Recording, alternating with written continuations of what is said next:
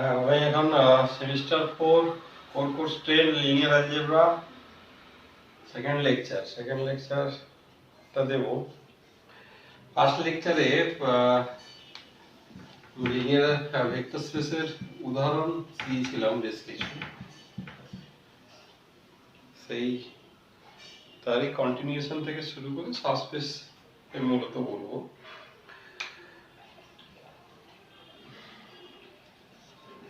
Every field is a vector space. Every field is a vector space over itself. প্রত্যেকটা ফিল্ডই vector space হয়, মানে এক্ষেত্রে vector আর scalar দুটোই একই। তাহলে real number plus dot field হয় আমরা জানি, তাহলে real number itself is a vector space overall. এক্ষেত্রে ভেক্টর এডিশন স্কেলার এডিশন সবই একই, আর স্কেলার মাল্টিপ্লিকেশন আর ফিল্ডের মাল্টিপ্লিকেশনটাও একই হবে। Complex number is a vector space over C, is a vector space. Complex number plus dot field হয়, তাই এটাও vector space হবে। Every vector space field is a vector space over itself. এটা যেমন হয়, প্রত্যেকটা ফিল্ড আবার তার সাব ফিল্ডের সাপেক্ষেও ভেক্টর স্পেস হয়। Every field is a vector space over its sub field.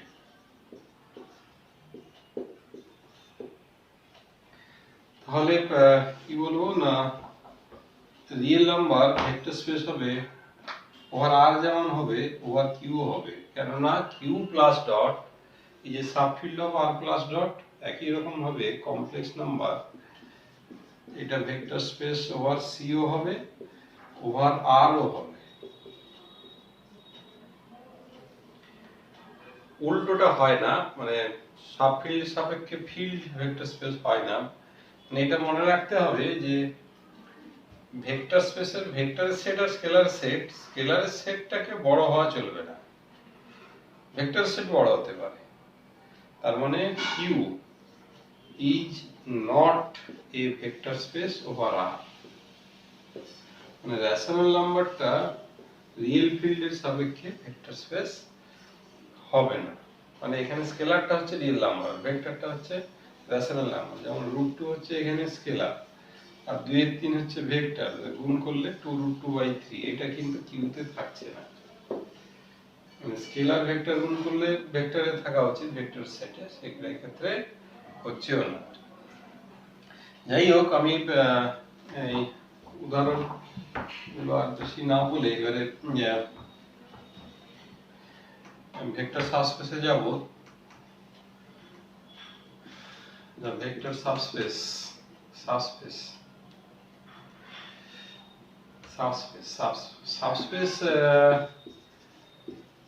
এটা নতুন করে বলার কিছু নেই, কেননা সাব গ্রুপ পড়েছি, সাব রিং পড়েছি, একই রকম স্ট্রাকচার, ওই সাবসেট ওই একই অপারেশন গুলো সাপেক্ষে ভেক্টর স্পেস হলেই ভেক্টর সাবস্পেস। তুমি সাবস্পেসের দেখানোর যে থিওরিমটা, সেটা খুব সহজে, থিওরিমটা খুব popular theorem. Suppose S be a non-empty, of course, non-empty subset of a vector space V. Vector space V over a field F. Over a field F. এটাকে নন MT নিতে হবে, কেন নন এমটি না নিলে সাবস্পেস হবে না। কেন আমরা জানি যে প্রত্যেকটা ভেক্টর স্পেসে নাল ভেক্টর থাকতেই হবে, মানে যেটা ভেক্টর এডিশনের সাপেক্ষে আইডেন্টিটি। তাহলে একটা এলিমেন্ট মিনিমাম না থাকলে ভেক্টর স্পেস হয় না, তাই এসটাকে নন এমটি সাবসেট হতেই হবে। তাহলে এসটা then S is a subspace of V if and only if এইটা যদি লিখে দেওয়া হয় একটু ভালো হয়, যে নাল ভেক্টরটা আগে আছে মানে 0, কোনো কোনো বইতে নাল ভেক্টরকে থিটা বলেছে, কিন্তু বেশিরভাগ বইতেই 0 বলেছে।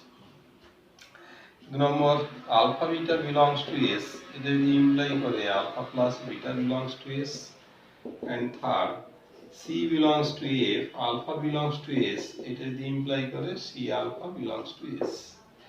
এটা না লিখলেও চলে, না এটা অটোমেটিক্যালি এখান থেকে ফলো করবে। সি এর মান যদি 0 নিয়ে নিই, তাহলে 0 ইন্টু আলফা মানে 0 বিলংস টু এস হয়ে যাবে।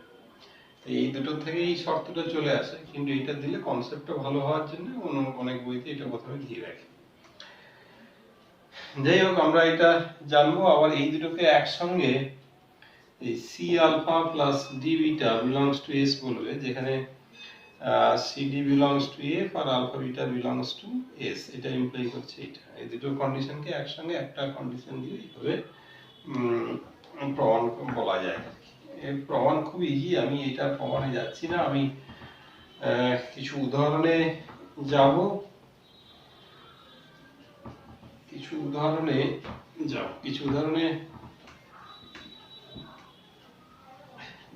যেমন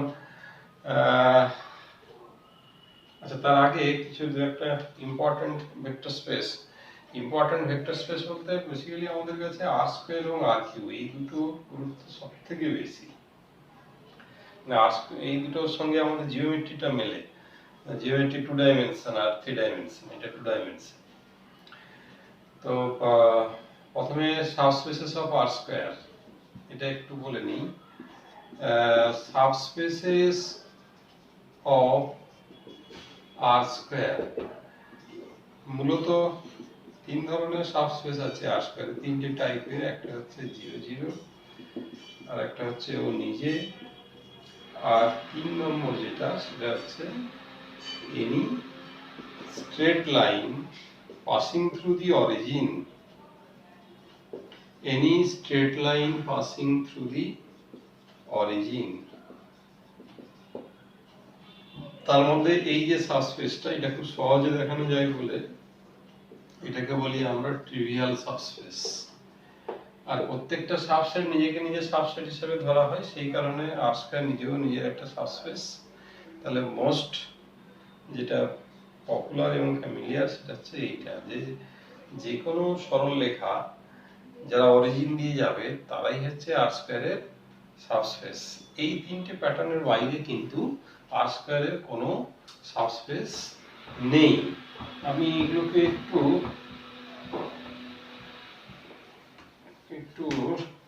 জিওমেট্রিক্যালি দেখাই। ওই লাইন পাসিং থ্রু অরিজিন যেটা, সেটা তো আমরা জানি যে আর স্কয়ার মানে এই পুরো প্লেনটা, কোঅর্ডিনেট অ্যাক্সিস এঁকেছি, এটা এক্স অ্যাক্সিস, এটা ওয়াই অ্যাক্সিস। যে কোনো একটা সরল লাইন যেটা অরিজিন দিয়ে যাচ্ছে আঁকলাম, এইটা হচ্ছে আঁকলাম। এবারে এইটা সাবস্পেস হতে হবে। সাবস্পেস হতে গেলে আমরা ওই ভেক্টর স্পেসের সংজ্ঞাতে না গিয়ে থিওরিম অনুযায়ী ভাববো। সেটা যদি আমরা ভাবতে যাই, এখানে আমি দুটো ভেক্টর নিলাম, সাপোজ এটা আলফা, আলফা মানে অরিজিন থেকে এইটা, আর একটা ভেক্টর নিলাম বিটা, বিটা তাহলে এইটা। এখন এই যে দুটো ভেক্টর একই দিকে আছে, তো আমরা ভেক্টর থেকে কি জানি, একই ডিরেকশনে থাকলে আলফা প্লাস বিটাটা সেটাও কি হবে, ডিরেকশন যেহেতু একই, এটাও একই দিকে থাকবে। একই দিকে থাকা মানে এই লাইনটার উপরে পড়বে। তাহলে প্রথম যে শর্তটা ছিল alpha beta belongs to subspace হলে যোগফলটা সেটা স্যাটিসফাইড। আবার এটাও জানি যে এটা যেহেতু আলফা, একে কোনো একটা স্কেলার দিয়ে গুণ করলে 2 আলফা কি হয়, ডিরেকশন বদলায় না, খালি ম্যাগনিটিউডটা বেড়ে যাবে। যতই বাড়বে না কেন এই লাইনের উপরেই থাকবে। তাহলে আলফা যদি থাকে, সি আলফাও থাকছে, তার মানে অরিজিন দিয়ে আমি যদি লাইন নিই, তাহলে দেখা যাচ্ছে যে এটা সাবস্পেস হয়ে যাচ্ছে। এটা প্রমাণও আর অন্যভাবেও করা যায়, আমি ছবিতে ধারণাগুলোকে জেনারেট করতে হবে। তাহলে কি হবে, ইনস্ট্যান্ট অনেক কিছুই উত্তর, খুব তাড়াতাড়ি দেখেও অনেক কিছু উত্তর দিয়ে দেওয়া যায় লিনিয়ার অ্যালজেব্রাতে। এই কারণে ছবির সঙ্গে পরিচিত হতেই।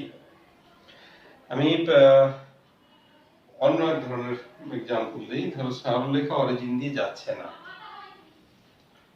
এটা তো একটা ব্যাখ্যা আছেই, যেহেতু অরিজিন নেই, অরিজিনটাই হচ্ছে ভেক্টরের ভেক্টর আইডেন্টিটি মানে নাল ভেক্টর করে, নাল ভেক্টর কোন স্পেসে যদি না থাকে তাহলে সেটা সাবস্পেস হয় না।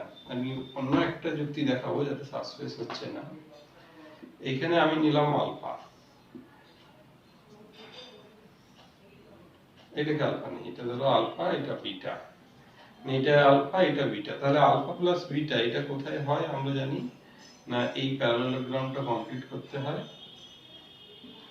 সেটা ডায়াগোনাল যেখানে, এই যে আলফা প্লাস বিটাটা এইখানে, তাহলে এই আলফা বিটা এইটা লাইনে, এই লাইনের উপরে, আলফা এই লাইনের উপরে থাকছে, বিটা এই লাইনের উপরে থাকছে, তাহলে যোগ করলে কিন্তু এই লাইনের উপরে থাকছে না, বেরিয়ে যাচ্ছে। তাহলে লাইন যদি অরিজিন দিয়ে নেওয়া যায় তাহলে কিন্তু সাবস্পেস হবে না। লাইন বাদ দিয়ে আমি যদি আরেকটা অন্য কার্ভ বলি, প্যারাবোলা, যে একটা সাবসেট নিলাম যে s সমান xy belongs to r square such that y equal to x square, parabola. এটাও থাকবে না, এই এর উপরে একটা ভেক্টর নিলাম আলফা, এর উপরে একটা ভেক্টর নিলাম বিটা, আলফা প্লাস বিটা কি হয়, ওই প্যারালেলোগ্রাম করে ডায়াগোনাল করলে উপরে থাকবে, থাকবে না, বেরিয়ে যাচ্ছে। তাহলে আর স্কয়ারের ওই একটি মাত্র সাবস্পেস আছে, একটি প্যাটার্নের সাবস্পেস আছে, বললাম। তাহলে অরিজিন দিয়ে যাবে কত লাইন আছে, অসংখ্য লাইন, অসংখ্য লাইন, কত লাইন আছে, অসংখ্য লাইন। এখান থেকে আমরা কি বলতে পারি না, আর স্কয়ারের কতগুলো সাবস্পেস হবে না, অসংখ্য, আরো ভালো করে বলতে গেলে আনকাউন্টেবল সংখ্যক। এবং y সমান √2x, ও এটাও সাবস্পেস হবে, y সমান √2x, যেখানে xy belongs to r square, এটাও সরলরেখা, তাহলে এটাও একটা সাবস্পেস হবে, √3x, ex, 0.1x, 0.2x। তো গায়ে যদি আমি রিয়েল নাম্বার বসাই, y সমান mx, যেখানে m টা রিয়েল নাম্বার, প্রত্যেকটি হবে এর সাবস্পেস। আমরা জানি real number uncountable, so r square has uncountable number of subspaces, r square এর আনকাউন্টেবল সংখ্যক সাবস্পেস রয়েছে। এইবার আমি কিছু সাবস্পেসের উদাহরণে যাব। আমি এইগুলো বলেছিলাম, set of all polynomials, set of all polynomials, এটাকে পি আর, এই নোটেশন অনেক বইতে ইউজ করে, পলিনোমিয়ালস ওভার আর, এটা ভেক্টর স্পেস ফর্ম করে আমরা জানি, এটা কোনো পার্টিকুলার ডিগ্রি নয়, যত পলিনোমিয়াল আছে তাদের কালেকশন এইটা।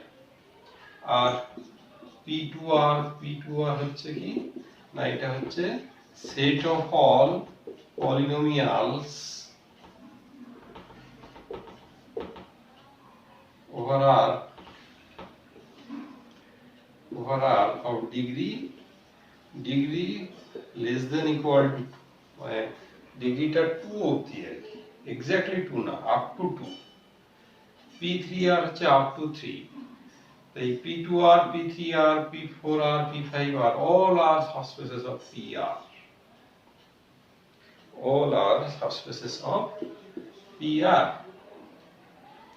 Set of all polynomials of degree 2, set of all polynomials of degree 3 সবগুলোই হচ্ছে এর সাবস্পেস। এইবারে আমি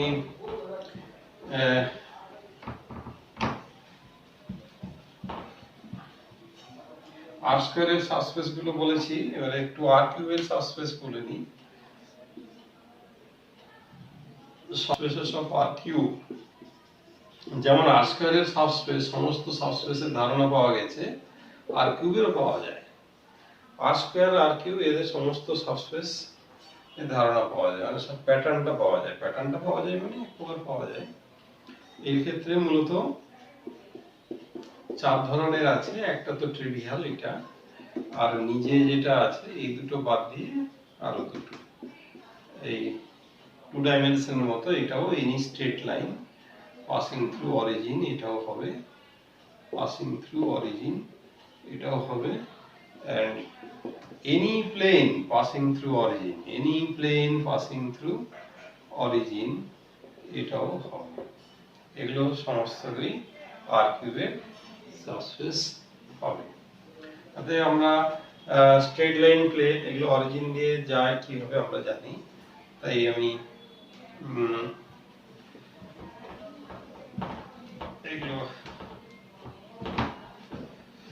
প্লেন পাসিং থ্রু অরিজিনটা এটা একটু ছবি এঁকে দেখিয়ে দিই। আসলে আর কিউব হয়ে যাওয়া মানেই আমরা 3 ডাইমেনশনে চলে এলাম। 3 ডাইমেনশনে ছবি আঁকাটা ডিফিকাল্ট, একটা ধারণার মধ্যে নিয়ে আসতে হবে। তো আমি এক্স ওয়াই প্লেনের উপরেই ছবিটা চেষ্টা করি। সাপোজ এটা জেড অ্যাক্সিস, এটা এক্স ওয়াই প্লেনটার উপরেই দেখানোর চেষ্টা করি। সাপোজ এখানে একটা ভেক্টর আছে আলফা, এখানে একটা ভেক্টর আছে বিটা। তো আমরা কি জানি যে প্লেনে আলফা বিটা যদি ভেক্টর থাকে তো যোগ করলে কিন্তু সেটা প্লেন ছাড়িয়ে যাবে না, যেটা থাকবে সেটা ডায়াগোনাল বরাবর থাকবে। কিন্তু আমার এখন স্পেসটা তো এই প্লেনটাই, তাহলে আলফা বিটা প্লেনে থাকলে আলফা প্লাস বিটা থাকলো, আলফা থাকলে যদি সি আলফা করি সেটাও প্লেনে থাকলো, প্লেন ছাড়িয়ে উঠবে না। যে ভেক্টরটা প্লেনে পড়ে আছে তাকে 2 দিয়ে গুণ করলে প্লেনেই থাকবে, ওই ডিরেকশন বরাবর বাড়বে। তাহলে প্লেন পাসিং থ্রু অরিজিন আর straight line passing through origin এগুলো আর কিউবের সাবস্পেস। আমি আরো কিছু সাবস্পেসের উদাহরণ বলে দিই। Set of all real sequences এটাও ভেক্টর স্পেস হয়। Set of all real sequences এটাও ভেক্টর স্পেস হয়। অনেক বইতে এটাকে r to the power infinity notation দিয়েছে। এখন সিকোয়েন্স cn এটাকে যদি এরকম নাম দিই, বা c set of all convergent sequences, set of all convergent sequences, তাহলে এইটা এর সাবস্পেস হবে। প্রমাণ ইজি আছে, সিকোয়েন্সের প্রপার্টি থেকে এসে যাবে। সাপোজ ইউএন একটা সিকোয়েন্স যেটা ইউ তে কনভার্জ করেছে, ভিএন একটা সিকোয়েন্স ভি তে কনভার্জ করেছে। তো আমরা কি জানি না, তাহলে ইউএন প্লাস ভিএন এটাও কি হয়, এটাও কনভার্জেন্ট এবং ইউ প্লাস ভি তে কনভার্জ করে। তাহলে কনভার্জেন্ট সিকোয়েন্স হলে সি এর element, convergent sequence another C এর এলিমেন্ট, তাহলে যোগ করলে সেটাও কনভার্জেন্ট, সেটাও যোগ সি এর এলিমেন্ট। তাহলে এই যে আলফা বিটা থাকলে আলফা প্লাস বিটা হয়ে গেল। আবার এটাও জানি যে ইউএন যদি সি তে কনভার্জ করে, সি ইউএন মানে স্কেলার দিয়ে গুণ করলে যেটা সেটা সি ইউ তে কনভার্জ করে, তাহলে আলফা থাকলে সি ইউ থাকছে, সেখান থেকে এটাও হয়ে যাচ্ছে। তাহলে সাবস্পেসের শর্তগুলো স্যাটিসফাই করে যাচ্ছে। তাহলে set of all convergent sequence is subspace of the set of all real sequences. একই রকম ভাবে আমি নাল সিকোয়েন্স C0 দিয়ে নাম দিই, এটা হচ্ছে set of all null sequences, set of all null sequences. Null সিকোয়েন্সটা কি না, যারা জিরোতে কনভার্জ করে, তো এটাও আবার এর সাবস্পেস হবে।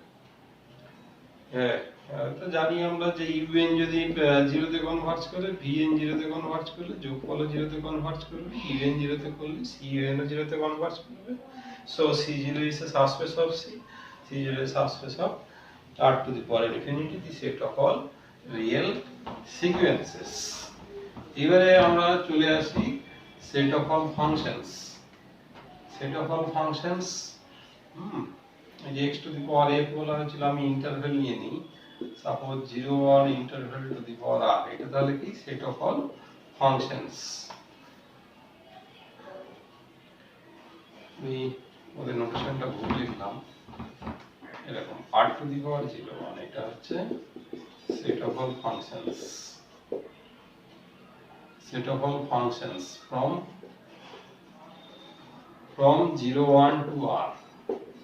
তো এটা আমরা জানি এটাও ভেক্টর স্পেস হয়, দুটো ফাংশনকে যোগ করলে ফাংশন, স্কেলার দিয়ে গুণ করলে ফাংশন, এটাও ভেক্টর স্পেস হয়। এইবারে set of all continuous functions, set of all continuous functions 0 1 C01 এই সিম্বলটা বেসিক্যালি দেওয়া হয়, set of all continuous functions on 0 1, set of all continuous functions, continuous real valued functions, এই কন্টিনিউয়াস ফাংশন অন 0 1 এটাও এর subspace হবে। কেন আমরা এটা জানি যে দুটো ফাংশন f আর g যদি কন্টিনিউয়াস হয়, f প্লাস g কন্টিনিউয়াস হয়, f কন্টিনিউয়াস হলে cf কন্টিনিউয়াস হয়, তাহলে এইটা এর সাবস্পেস। আবার আসি differentiable function d01, differentiable function এইটা আবার c01 এর সাবস্পেস হয়। আমরা কি জানি যে একটা ফাংশন ডিফারেন্সিয়েবল হলে সেটা কন্টিনিউয়াস হবে, মানে এই সেটে থাকলে এই সেটে থাকবে। আবার again f differentiable g differentiable হলে f প্লাস g ডিফারেন্সিয়েবল হয়, আমরা কি এটা সমান f dash plus g dash হয়, এগুলো আমরা জানি। আবার cf যদি ডিফারেন্সিয়েবল হয়, cf ও ডিফারেন্সিয়েবল হয়, c স্কেলার বাইরে বেরিয়ে যায়, f ড্যাশ হয়, তাহলে এটাও এর সাবস্পেস হবে।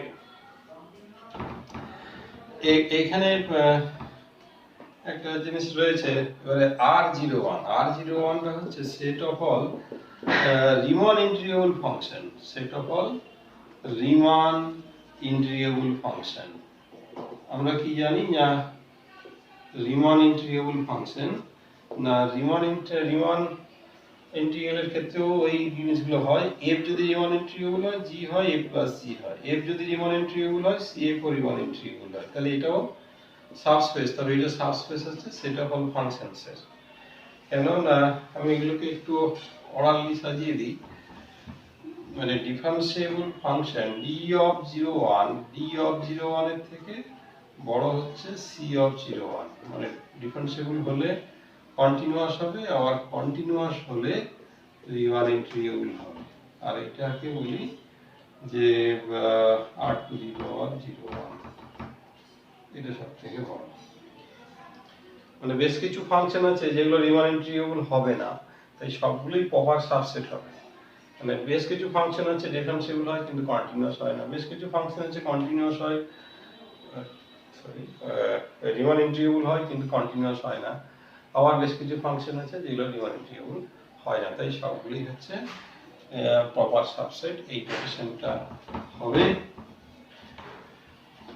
তো আমি অনেকগুলো সাবস্পেসের কথা বললাম, সাবস্পেসের এগুলো মিনিমাম এই সাবস্পেসগুলো তো চর্চা করতেই হবে। আরো ইম্পর্টেন্ট সাবস্পেস আছে, এগুলো ইম্পর্টেন্ট সাবস্পেসের মধ্যে বলা হলো। এইবার সাবস্পেসের ইন্টারসেকশন, ইউনিয়ন, এই থিওরিমগুলো আসবে। দুটো সাবস্পেস আছে। আচ্ছা, ইন্টারসেকশন আর ইউনিয়নের যে থিওরিমগুলো, এগুলো আমি প্রমাণে যাচ্ছি না, এগুলো সেম অ্যাজ দ্য গ্রুপে যে ইন্টারসেকশন ইউনিয়ন থিওরিম করেছিলাম, এক্স্যাক্টলি সেম। মানে দুটো সাবস্পেসের যে ইন্টারসেকশন, সাবস্পেস অলওয়েজ হবে, ইউনিয়ন হতে পারে নাও হতে পারে। তাহলে ইউনিয়ন সাবস্পেস কখন হবে? ওই গ্রুপের মতনই, if and only if either S1 subset of S2 or S2 subset of S1। প্রমাণও দেখে নিতে হবে। ইউনিয়ন সাবস্পেস হয় না।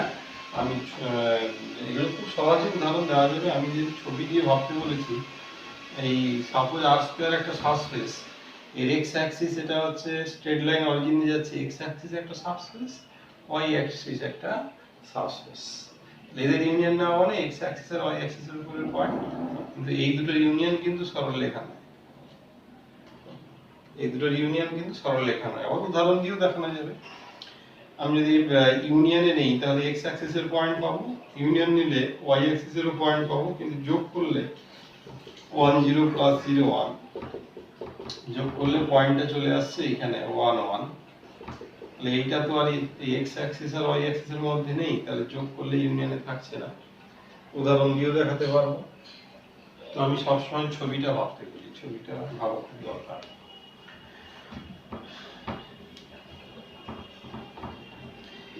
এইবার আমি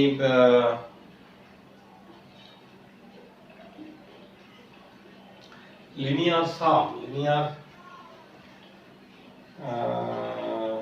সাম of two spaces, এটা একটু বলে নিই।